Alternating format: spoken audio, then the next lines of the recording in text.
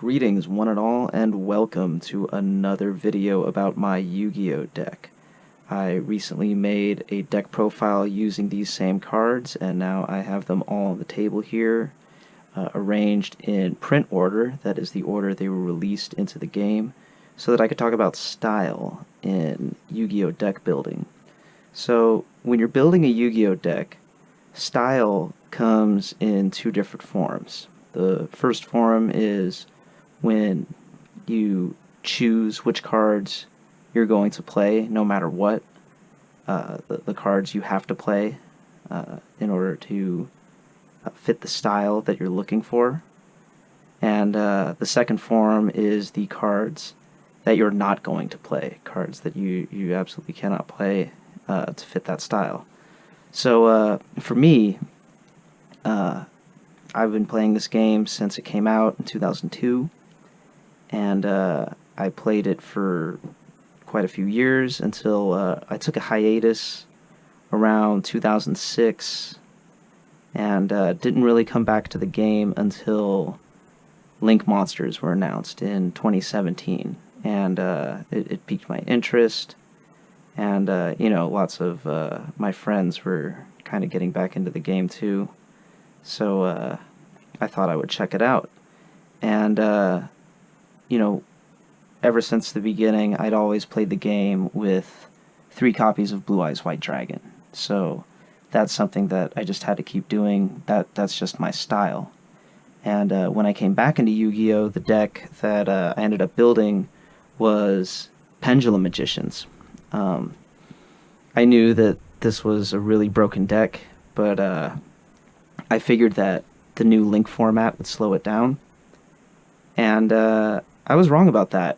I was winning, really crushing the game, dominating with Pendulum Magicians, even with 3 Blue Eyes White Dragons that have no business in Pendulum Magicians.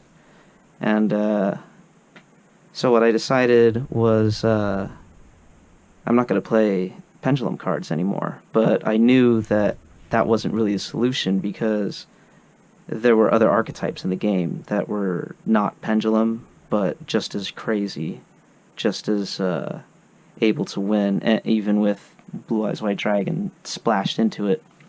So I decided, when looking at these cards, there's a certain cutoff time, and that is the Ancient Sanctuary set. Because Ancient Sanctuary is the last set that has only 6 digits in the card's print numbers. So you can see this one, King of the Swamp, AST082. This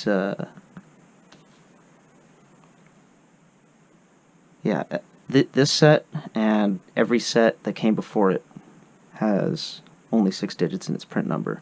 But starting with Soul of the Duelist, which Master of Oz just happens to be a card in that set, and that's the first set that started using more than 6. So this says SOD. At least it's still 3 digits on the left side of the hyphen, but on the right side you see EN035. So obviously that's 8 print digit numbers. And then over here, the newest card in my deck, Blue Eyes Twin Burst Dragon, you see now they've got 4 letters on the left side, SHVI EN099. So that's a longer serial number, or print number, whatever you want to call that. So yeah, now I've got 75 main deck cards here that are all from Ancient Sanctuary or earlier. And you can see, I've got some fusion monsters here and there from those early sets as well. Now, at the time that I built this deck, I was still playing Link Monsters. But, more Link Monsters were getting introduced to the game that were increasingly generic, that it was doing the same thing. I was just winning too much, and it wasn't fun. It wasn't fun for me, so I decided what I'm going to do with the extra deck, basically kind of the same thing I did with the main deck, where Ancient Sanctuary was the cutoff for main deck cards. For my extra deck, I decided Shining Victories was going to be the cutoff there with this card. And, my opponent is not beholden to these rules, of course. These are just rules I imposed on myself when it comes to deck building for style points. That's really the subject of this video, trying to get stylish with the decks. Just a couple more things. There are no cards in my deck that interact with banished cards, and there are also no cards in my deck that cannot be targeted by card effects, and no cards in my deck that cannot be destroyed by card effects. So that just adds a layer of simplicity for my opponent. You know, it's something that they don't have to think about. You know, all these cards can be targeted, they can be destroyed, and cards that are banished are banished. You know, you don't have to think about them. So they're just gone. So the arrangement I have here, I tried to get each column as pure with the set as possible. So this column here, we've got the Legend of Blue Eyes cards. You know, there's Dark Hole, Raigeki, Polymerization, Red Eyes Black Dragon, Swords Revealing Light, Armed Ninja, and Monster Reborn. Obviously, this isn't enough cards for a deck. There's not enough until we include the Pharaoh Servant cards. Now, there's, you know, this card's a little bit questionable where I put it here, Acid Trap Hole. According to the Yu-Gi-Oh! Database, this card came out just after the Legend of Blue Eyes set, but before the starter decks even. But from what I've heard, this card was a video game promo, I know that, but the game that it was in wasn't even released until November of 2002, which would put it out here after the Pharaoh Servant set. So, you know, it's debatable what format this card is included in. I think Metalmorph is in that same category, so that's interesting. But anyhow, here are the starter deck cards, and as you can see, I've got the 3 Blue Eyes White Dragons here, as well as Dark Magician. These cards were printed in Legend of Blue Eyes, but I prefer the starter deck art, because that's the art you see on the cards in the anime. And of course you got Trap Master, Summon Skull, Wall of Illusion, and Soul Exchange. Here are the Metal Raiders cards. So there we have Mask of Darkness, Black Skull Dragon, 2 Magician of Faiths, 3 Sangan, 3 Witch of the Black Forest, and Mirror Force. Now here is a card from the first tournament pack. That pack included Mechanical Chaser. This is Versago the Destroyer, which is the Dark Attribute Fusion Substitute monster. That set also included Goddess with the Third Eye, which is the Light Attribute, and Mystical Sheep, which was Wind or Earth or something. Not really sure. And here are the Magic Lure cards. We've got Relinquished, Mystical Space Typhoon, Black Illusion Ritual, Labyrinth Wall, and Mystic Tomato. Labyrinth Wall is a really famous card, even to people who don't know this game. The Magic Lure set also included Sonic Bird, but that would be power crept when the Invasion of Chaos set came out. And we'll get to that.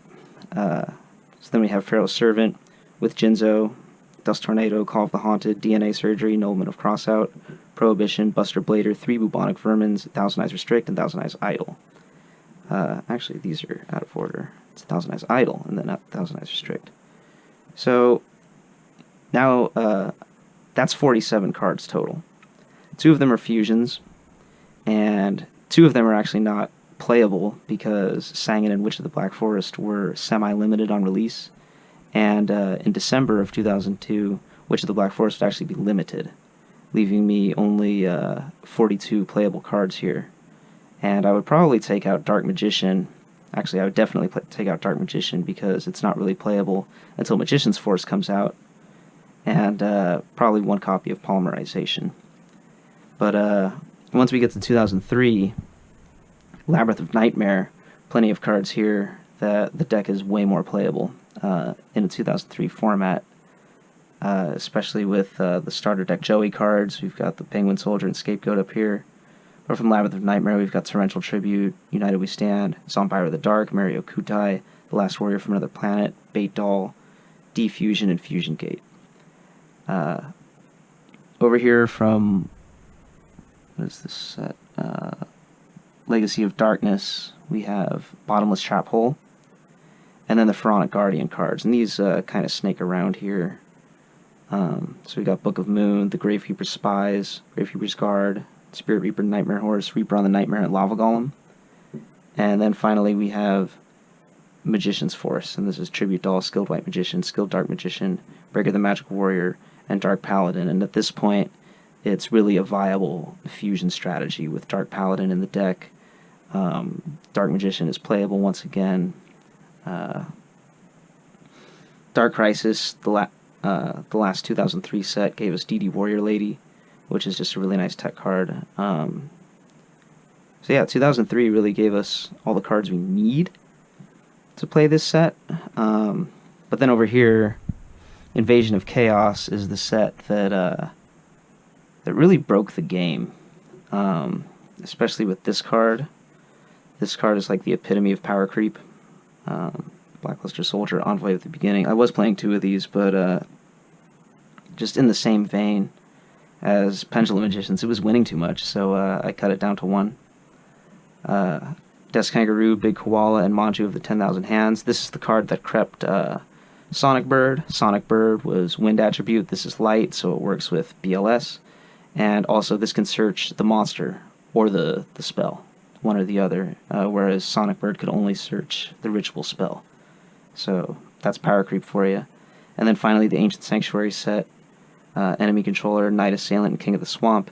King of the Swamp crept on the original fusion material monsters, not completely, because Versago can be brought out with Mystic Tomato, whereas you'd have to play Mother Grizzly to do that with King of the Swamp, and that's just not happening in this deck. And Knight Assailant, also I mentioned, in terms of power creep, crept on Maneater Bug. So it was already happening in 2004, the power creep. Soul of the Duelist gave us Master of Oz. Up here from the Dinosaur starter deck from 2006, we have Five-Headed Dragon, and then we have a huge gap all the way till 2011. So here is number 39, Utopia, Wind Up Zen Meister, and Wind Up Zen Manies. Utopia being from the Dawn of the Xyz starter deck, Zen Meister being from the next set, Generation Force, and then Zen Manies being from the set after that, Photon Shockwave.